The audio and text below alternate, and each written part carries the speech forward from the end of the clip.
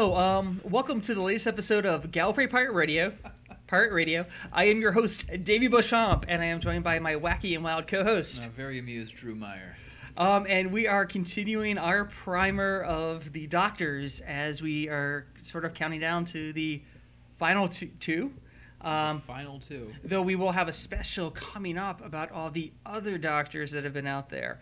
But we are talking about David Tennant, the 10th Doctor. He has 10 in his name. Wait, there's like 10. Wow, he does, doesn't he? I've never noticed that before. Wow, the things that I learn on this show. So let's run down the numbers really quick before we get into Tennant here. I should say the 10th Doctor, since we're not talking about David Tennant. We're talking about the 10th Doctor. I think many people in this conversation are specifically talking about David Tennant. Yeah. But so he had 3 series plus specials. So he ran from 2008 all the way to 2010. He had a total of 36 stories, which broke down to 47 episodes. His companions, and I think some of these could be questionable, starting with Rose Tyler, Mickey Smith, Donna Noble, Martha Jones, Captain Jack Harkness, Astrid Peth, Sarah Jane Smith, Jackson Lake, Rosettia Frashai. Oh, that's from the Rose from the Next Doctor. Oh, okay. Rosita. Okay, Rosita. We have Christina de... The Lady Christina. de Sorzoa. I'm just going to let you keep going. Yes. Let's see. Adeline Brooke and Wolf Mott. No, that's... Wait, is it Mott? Yeah. Yeah. Okay, sorry. Though I will correct one thing. Yeah, correct it. 2006, not 2008. Oh, wow. Then they are wrong. Oh, from no. From the place where I got this, we're going to have to go in there and fix that for them. You're right, yeah, because that's only 2 years. Yeah. Oh, unless they mean the specials ran from 2008 to 2010? Yes. Okay, that's what that means. Okay. Oh, actually, no. His tenure started in 2005 and ran to 2010. Season 2 technically started in well, 2006. yeah. I mean... Series 2, sorry. So, wait. This is gonna be bad Hoovie and Davey. Adam was Eccleston? Eccleston. Okay. So, Tennant, what are your initial... I mean, the 10th Doctor. What are your initial feelings of the 10th Doctor? Oh, my initial feelings were I loved him. Because it was Doctor Who and it was awesome. I have no qualms with David Tennant as the 10th Doctor. Yeah. And I think all of my problems I have with the 10th Doctor are based off of script writing, not so much anything that any of the actors did. Actually, I don't think I have any problems with any actors in general in Doctor Who. So I really like it. I think he brought a slightly different energy than Eccleston, where Eccleston was kind of manic but down. Mm-hmm. We have a kind of manic but up with the 10th Doctor. Yeah. At least, especially in the first 2 series that which I really like. I mean, I like all the series, but he starts getting. It's when the shift to the Lonely God. I'm sorry, I'm so sorry. Where I'm not quite as big of that turn. But here's the thing: when we're here in a 50th anniversary year where we're looking over the entire history of Doctor Who, not every Doctor is ever someone's gonna be favorite, and this will be. He's a moody Doctor. He's a moody Doctor, kind of almost in the way that the 4th Doctor.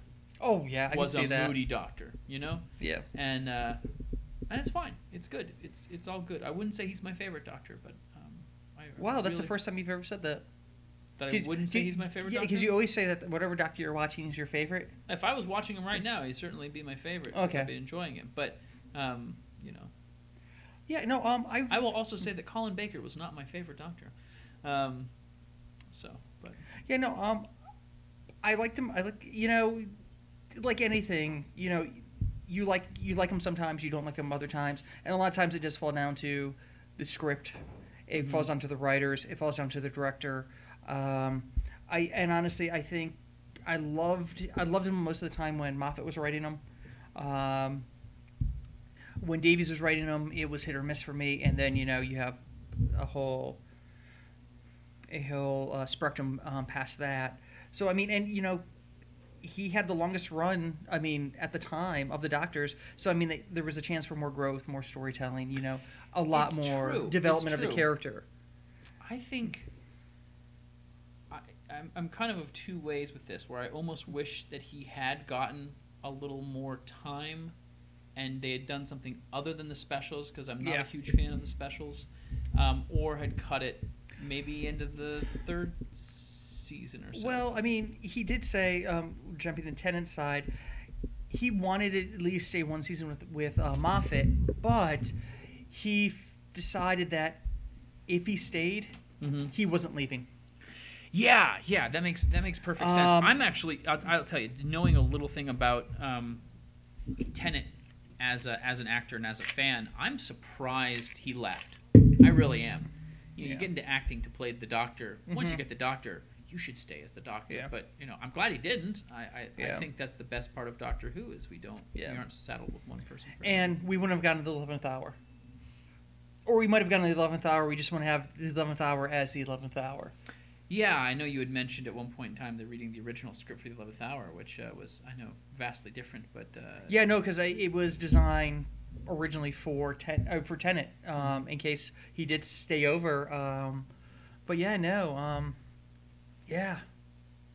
It's just weird thinking, we don't have Tennant anymore. We're getting ready to get him back for an Yeah. episode. Yeah. And at the same time, we're also, we're at the end of Smith's run. Mhm. We're getting ready to get Capaldi. It's interesting talking about Doctor Who right now because we're so close to the 50th. I mean, we're literally. Oh, we forgot to say that in our news episode. We're exactly. I'm not when this episode airs, but when we shot the last episode, we were exactly 1 month away from the 50th. Yep. So it's really, we're like at this nexus of all this really, really cool stuff. And the great thing is shortly after Day of the Doctor, we're going to get the Christmas special. Almost quite literally a A month. month later. So if you look at it percentage-wise, in the next 2 months, we're getting far more Doctor Who than we did in the last 2 months. So Yeah, I know. It's really But strange. then we have to wait until what? April or August to get. It's usually April is when we get them. I'm fine with that. It's a nice birthday present for me. Yeah.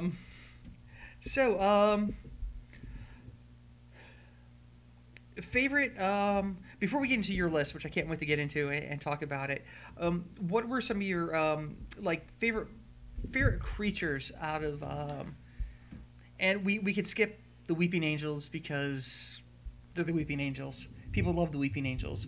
I'm going to get past the Weeping Angels. Sure, I wasn't Yeah. going to say the Weeping Okay. Angels. I gotta say that if you look at every Doctor, they kind of have a creature that they're associated with, and for better or for worse, I'm sorry, Eccleston, but you got the Slazine, the Slavine, while the Daleks were played almost an equal amount. That, I'm afraid, is what you're going to be remembered for, really. Yeah. But the Ood.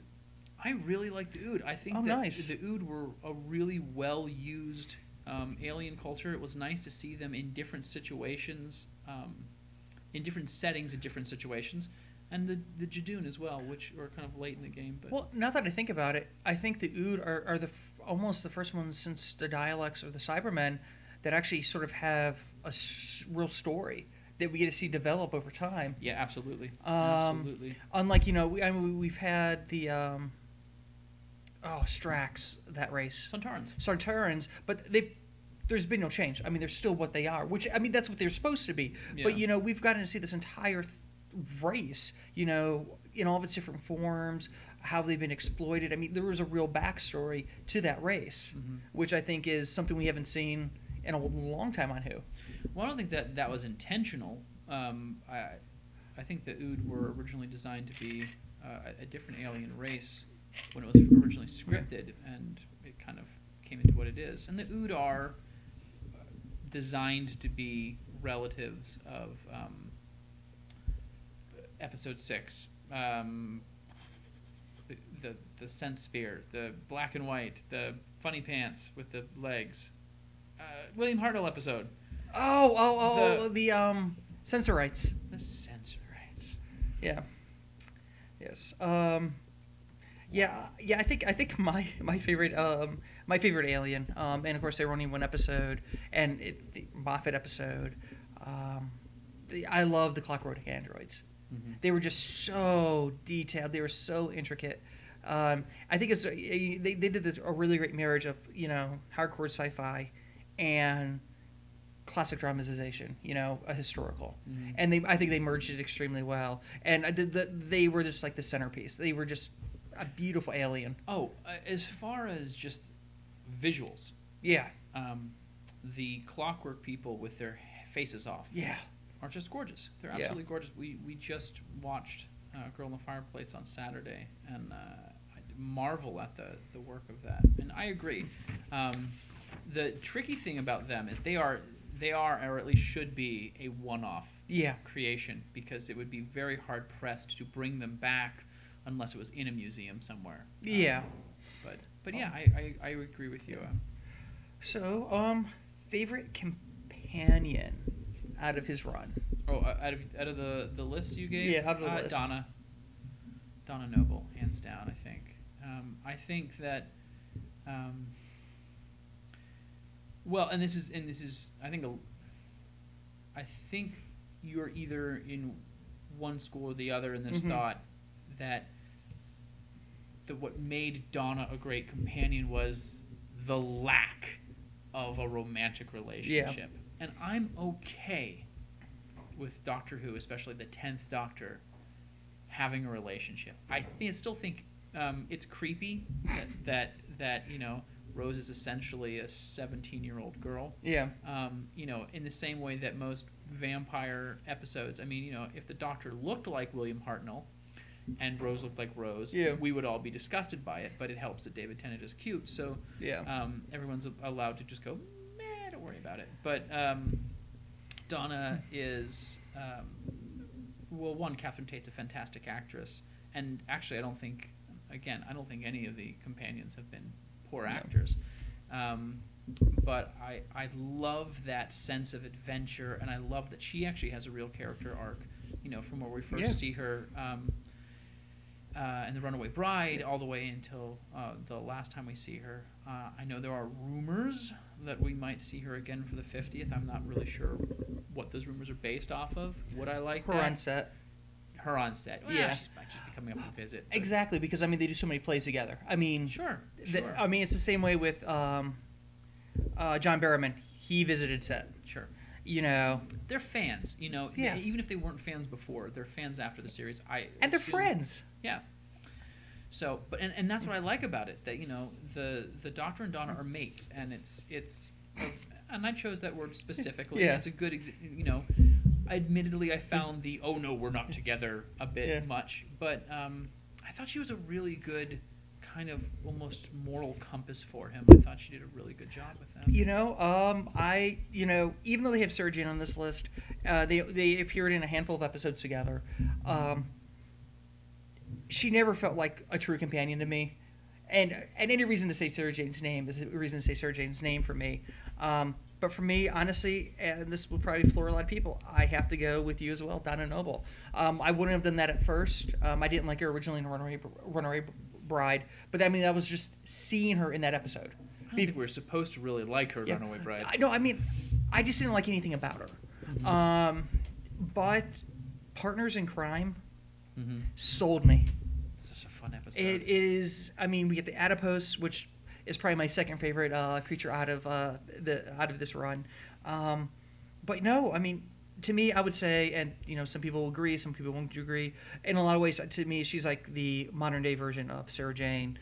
And I've talked about that before on many episodes, because she called him on his ship.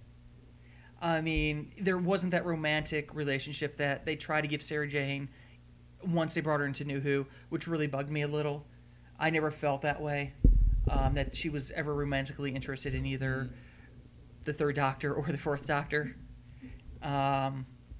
and I kind of felt like they were trying to hint at that, which bothered me a little. But I honestly, Donna, like I think, like you said, I mean, she grew. She was a real character to me. She wasn't a love interest because I kind of got sick of that. And honestly, out of the list, I feel sorry for Martha because they did not know how to handle her character. It felt like they were just trying to make her a Rose Light, which was a shame because I think she had a lot of potential, but it never came to fruition. 2 episodes in series 3, was Smith and Jones, Yeah. and the Shakespeare Code. Mhm. She was presented as a very intelligent doctor in training. So they're not going to make her a full doctor, Yeah. really, because then you can't have 2 doctors. They have to put her below. And in Shakespeare Code, when they're in bed together, and you can tell that she's willing to let something happen, I still think that's believable. But then the unrequited love part, that became the only aspect of her character. Yeah. But you gotta really give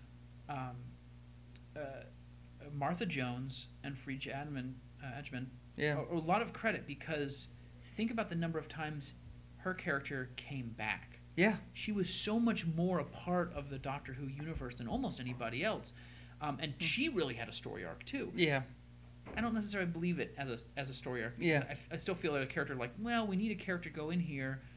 Freema might be available. Yeah. Can we just stick her in and make it a Martha spot? And that I think is to the detriment of the show, but it's still, she's stuck in there. She was in how many seasons? Yeah. So A lot of ways she became the new Brigadier. actually, yeah, in many ways. Yeah, because wouldn't that be a cool one to see her in the 50th Yeah. working with the Briggs daughter? Yeah, because the thing is like back in the day, whenever they needed to bring somebody back from unit, and if they couldn't get Nick, they would at least mention his name. Right. But yeah, he really popped up, and I'm kind of happy she ended up with Mickey, even though we have no idea what happened to the Doctor she was engaged to. But hey, it's Doctor Who. And let's talk about Mickey just for a moment. I like Mickey. Mickey's one of the reasons why I don't like Tennant's Doctor more. Really? Yeah, because I really like Mickey as a character. I don't like how they treated him. Okay. And David Tennant and Eccleston was harsh towards Mickey, and I think if you look at Rose as an episode, it's understandable. Mickey's kind of a coward. Yeah. He's definitely not the material. And something happened with Mickey and Rory, and we can talk about that now or later, that made them more accessible characters to the audience, but I think it would betrayed them as characters, and they made them competent action heroes, which is, I'm sorry, but you can have a male companion and have them be clever and smart. I know that's the Doctor's job, but making them good with a gun just kind of slots them into that kind of man of action trope, and that's not necessarily the way to go with it. But the way that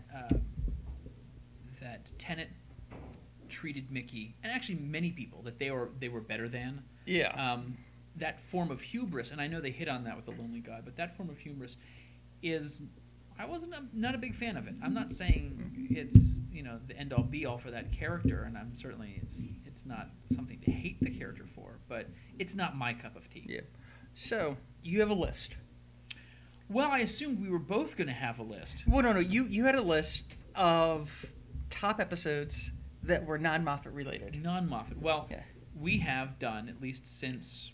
Did we do one for the Third Doctor? We did one for the Third Doctor. Okay, so we did one. We did one for the second too. Did we? In a sense, yeah. Okay.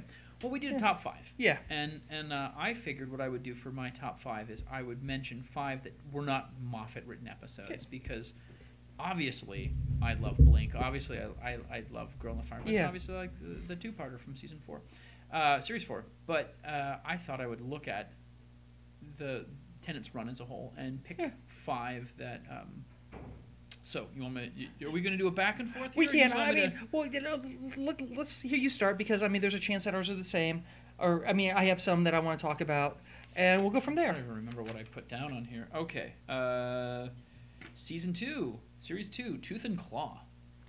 Oh, the one with the Queen of England. Yeah, Queen Victoria. Yeah. It's a historical piece. They do the historicals very well. we have werewolves, we have kung fu monks, we have the beginning of Torchwood. Torchwood Manor. Yeah, I really liked it. I thought it's a base under siege story, but the creature is inside with them, which is something I really like. Yeah. I thought the acting was really well done. There's a lot to read into it. It's a good story. I think it's a Russell T Davies story early on, and it's not the strongest of them, but it feels like, it actually kind of feels like a classic Who story to me. Yeah. It's a little, there's a historical, there's something really just kind of off the wall about it. So I think that's really cool. It's nice to hear Tennant speak in his I was about to say, initial accent. Yeah. And I like Victoria, so I think that was a cool initial to it. Okay, what's the next one on your list? Next one on there.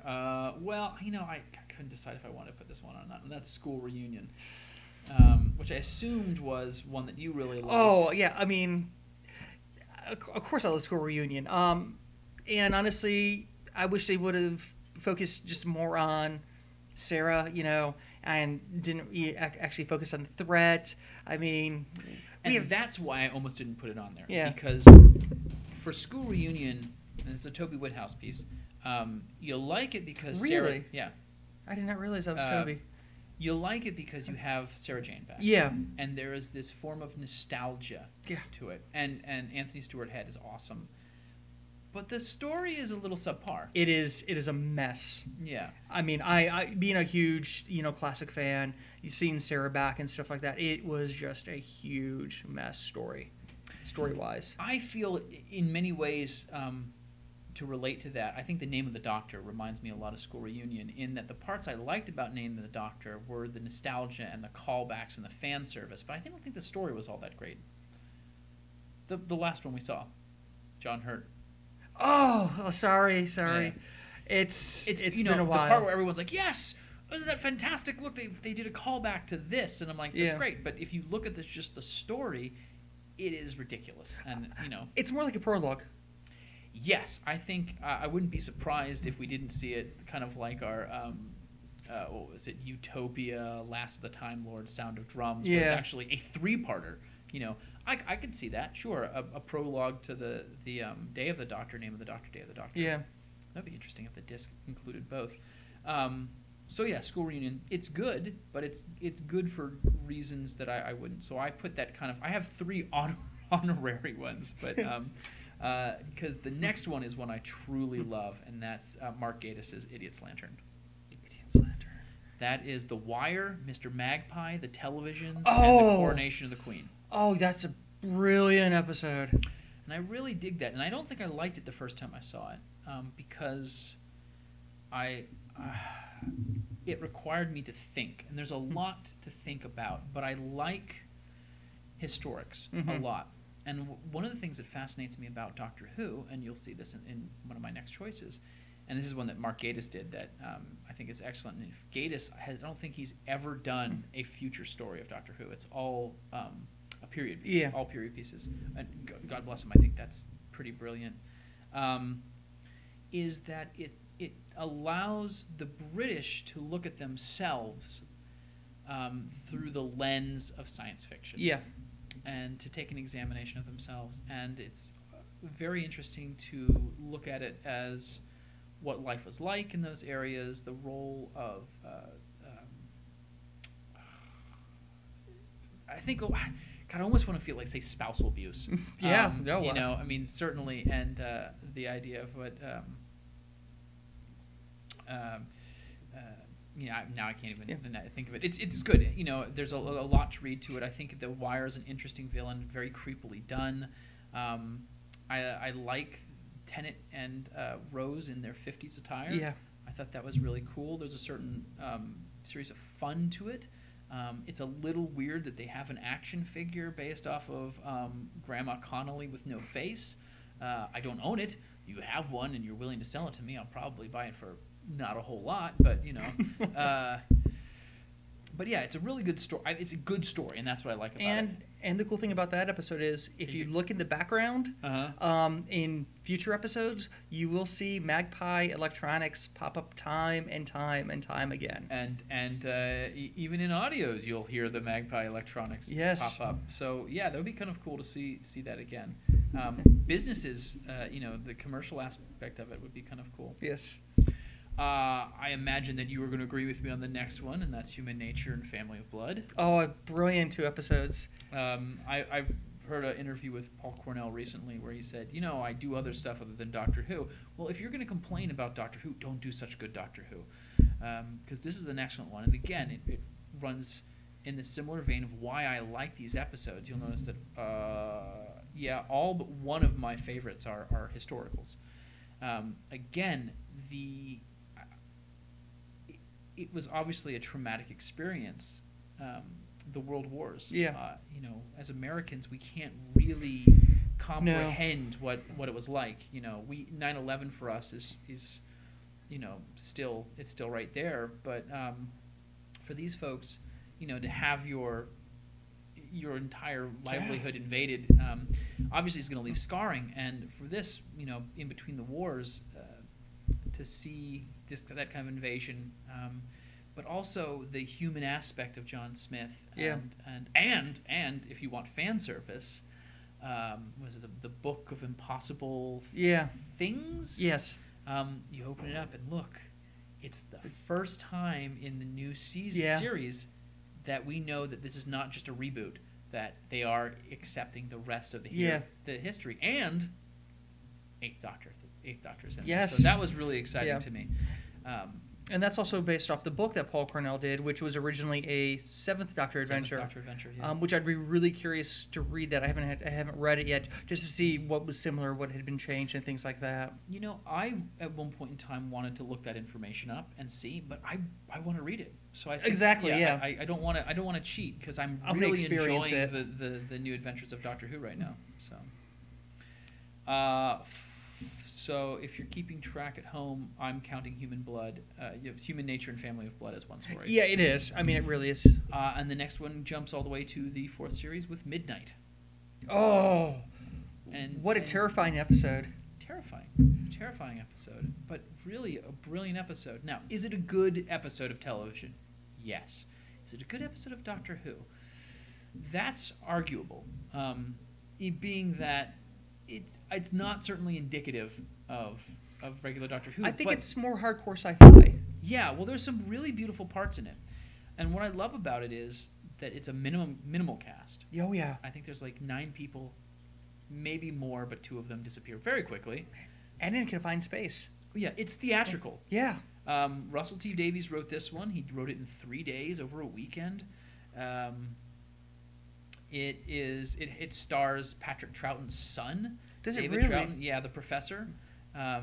I did not realize that. Yeah, it also has the actor whose first name I don't remember, but the last name is Morgan, who's Merlin on the TV show Merlin. I haven't watched that. He plays that. Jethro. I haven't seen it either, but good acting all around.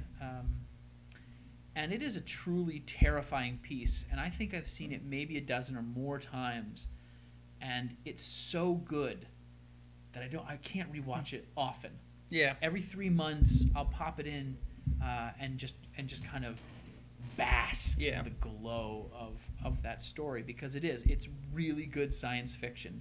The Doctor doesn't necessarily have to be the Doctor, right, in order for that story to work, which is again good and bad in its own ways. But So what else do you have on your list? I have a couple other honorable mentions that if we're doing top 5, let's say Scrap School Reunion. I enjoy watching it. It's a favorite. Yeah. But I got, let's see, because I figured you'd throw Time Crash in there as a gimme, as an episode. Oh, yeah, most definitely. But it's not an episode, so I'm going to skip it. Yeah. And with a tie, Waters of Mars. Brilliant episode. That would definitely be in my top 5. Waters of Mars, another RTD. Yeah. That was RTD at his best. And that's a good one. Save the Robot. Not a big fan of the Robot, but that's a very small complaint of an overall really excellent episode. It would not have worked. The ending would not have worked had Tennant's Run not Yeah. been at a net. I don't think you could have thrown that in series two, in any aspect of it. But the ending would have to have been different. And then Unicorn and the Wasp. Yeah, that's another one of my top fives. And I have talked with folks as to why it gets a really bad name. A lot of fans don't like it because it's a farce, and it's played. It's silly, and I'm fine with that. Yeah, and the cool thing is that actually did happen to Agatha Christie. Not all that stuff happened, but she did vanish for a series of 8 days, and they have no idea what happened. To this day, it's still a mystery. So Yeah. Vespiform. That's got to be the answer. But yeah, again, you'll notice that it's another historical. Yeah. I like my historicals. I like the idea of a science fiction show interacting with our history and going, no, that's not how it happened. This is how it happened. Yeah, and let me just throw some of my out there, some of my favorites out there, because we're running short on time now. Let's see. Partners in Crime, one of my all-time favorites. You mentioned War on Mars. You mentioned Unicorn and the Wasp. I like the cab one, where they're futuristic with the cabs, or not the cabs, the cars in the traffic jam. Oh, yeah. With Arlen O'Hannon, the Father Dougal Maguire. Gridlock. Gridlock. That's one of my favorites. With the Macroterror. Yes. Yeah, I mean, you've and also Love and Monsters. People hate that episode. For some other reason, I love that episode. Here's why I didn't put Love and Monsters on there. I like that episode, but it has such adult themes. Oh, yeah. That it's a little weird to see it in Doctor Who. Yeah. And I am not one of those people who hates it. I actually quite enjoy watching it, but I don't think I enjoy it enough to have put it in my top. Yeah.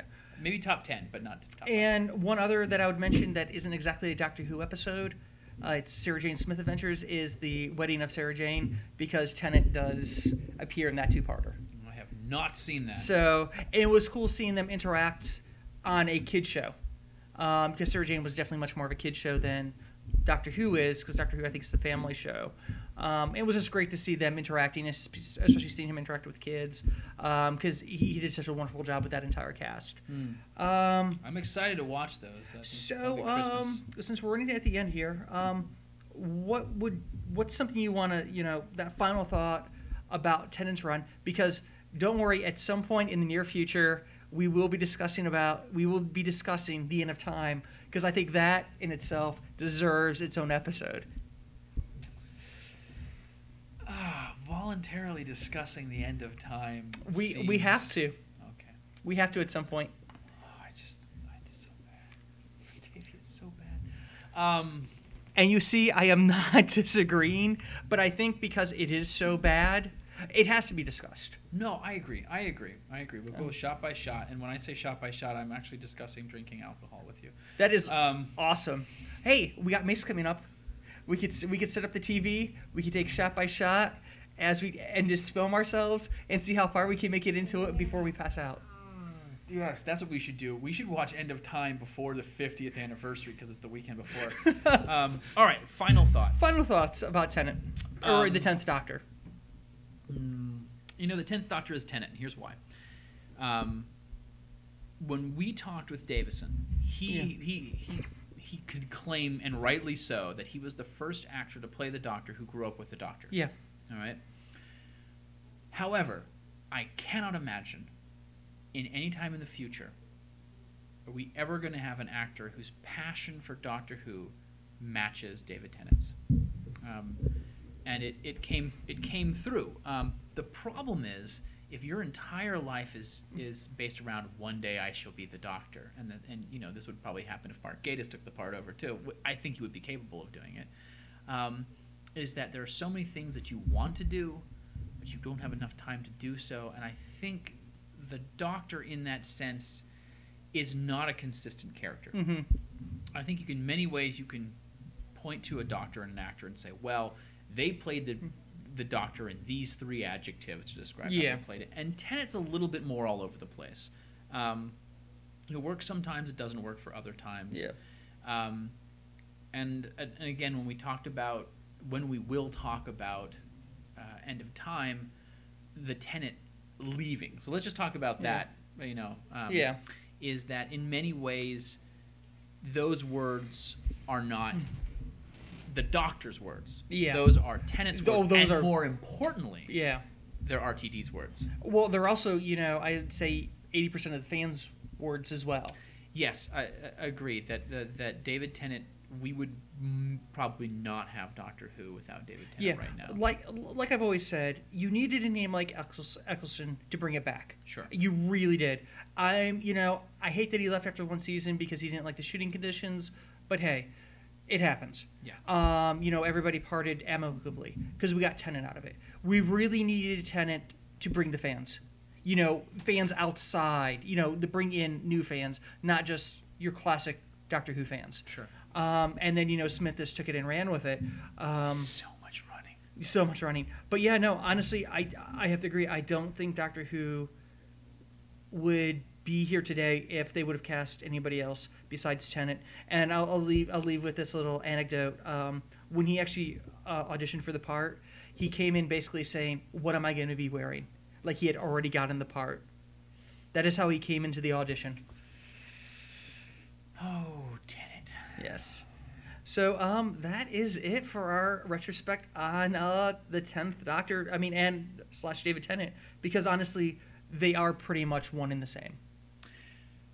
I heard the question the other day: Do the actors act when they play the Doctor, or are they just playing a kind of expounded upon version of themselves? And So this is GPR signing off until next episode, which will probably be next month. So peace.